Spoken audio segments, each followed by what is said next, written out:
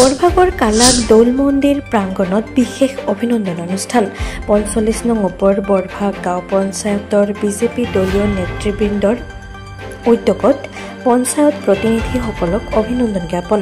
নলবাৰী জিলাৰ বৰক্ষেত্ৰী সমষ্টিৰ বৰভাগ ৰাজচক্ৰৰ অন্তৰ্গত কালাক দৌল মন্দিৰ প্ৰাংগণত ৪৫ নং ওপৰ বৰভাগ গাঁও পঞ্চায়তৰ বিজেপিৰ দলীয় নেতৃবৃন্দৰ উদ্যোগত এখন গাম্ভীৰ্যপূৰ্ণ বিশেষ অভিনন্দন অনুষ্ঠান অনুষ্ঠিত কৰা হয়। বিজেপিৰ উত্তৰ পূব বৰভাগ মণ্ডলৰ সভাপতি পংকজ ডেকাই সভাপতিত্ব কৰা আৰু ৪৫ নং ওপৰ বৰভাগ গাঁও পঞ্চায়তৰ সভাপতি মৃণাল কলিতাই আঁত ধৰা অভিনন্দন অনুষ্ঠানত প্ৰাক্তন বিধায়ক তথা GMDৰ অধ্যক্ষ নাৰায়ণ ডেকাই অংশগ্ৰহণ কৰি সকলোৰে শুভেচ্ছা জ্ঞাপন কৰাৰ লগতে একনিষ্ঠাৰে ৰাইজৰ উন্নয়নৰ স্বাৰ্থত কাম কৰিবলৈ আহ্বান জনায়।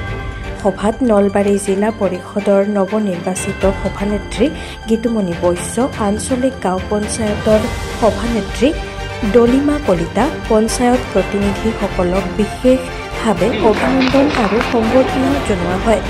সভাত বিজেপিৰ ৰাজ্যিক কাৰ্যনিৰ্বাহক সদস্য নিতুল ডেকা, নলবাৰী জিলা বিজেপিৰ সাধাৰণ সম্পাদক লক্ষী কলিতা, জ্যেষ্ঠ বিজেপিৰ নেতা মোহন কলিতা সহ দলীয় কৰ্মকৰ্তাসকল, বিজেপিৰ বিভিন্ন মণ্ডলৰ বিষয়ববীয়াসকল আৰু পঞ্চায়ত প্ৰতিনিধিসকলে অংশগ্ৰহণ কৰা গাম্ভীৰ্যপূৰ্ণ অনুষ্ঠানটোত বিশিষ্ট অতিথিসকলে দলীয় একতা, সামাজিক সম্প্ৰীতি আৰু উন্নয়নমূলক কামৰ প্ৰতি দায়বদ্ধতাৰ ওপৰত পৰামৰ্শমূলক বক্তব্য প্ৰদান কৰাৰ লগতে বিজেপিৰ সাংগঠনিক শক্তি আৰু তৃণমূল পৰ্যায়ৰ কৰ্মীসকলৰ অৱদানক প্ৰশংসা কৰে।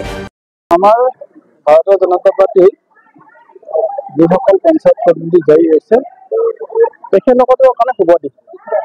কাৰণ ৰাইজে ভোট দিছে, ৰাইজে জয়ী কৰাইছে, ৰাইজে আকৌ সম্বৰ্ধনাও দিছে।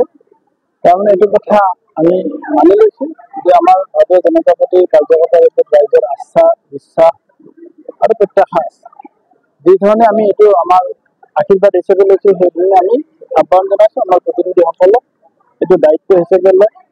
ৰাইজে যি আশা আৰু প্ৰত্যাশাৰে ভোট দি জয়যুক্ত কৰাইছে, সেই আশা প্ৰত্যাশাক প্ৰতিনিধিত্ব কৰি যিখিনি পঞ্চায়তৰ কাম হ'ব নিকা আৰু স্বচ্ছভাৱে ৰাইজৰ লগত আলোচনা কৰি যাতে কামখিনি সম্পন্ন হয়। এইটো প্ৰক্ৰিয়া আৰম্ভ হৈছে। 126টা সমষ্টি মুখ্যমন্ত্ৰী মহোদয়ে প্ৰতিটো সমষ্টিতে গৈ গৈ এই মহিলাসকলক, আইসকলক সন্মুখত লৈ পেলাই চেক দিয়াৰ এটা ইচ্ছা মুখ্যমন্ত্ৰী মহোদয়ে কৰিছে আৰু আমাৰ মহিলাসকলৰ আগ্ৰহ মুখ্যমন্ত্ৰী মহোদয় এবাৰ সন্মুখৰ পৰা পোৱা। গতিকে সেই প্ৰক্ৰিয়া চলি আছে। আমি আশা কৰিছোঁ পূজাৰ পিছত নৱেম্বৰ মাহত আমি আমাৰ বৰক্ষেত্ৰী সমষ্টিৰ উদ্যমিতা আঁচনিখন আমি মুখ্যমন্ত্ৰী মহোদয়ৰ উপস্থিতিত শুভাৰম্ভ কৰিব পাৰিম। বৰক্ষেত্ৰী সমষ্টিত প্ৰায় 39,000 মহিলাই এই আঁচনি পাব।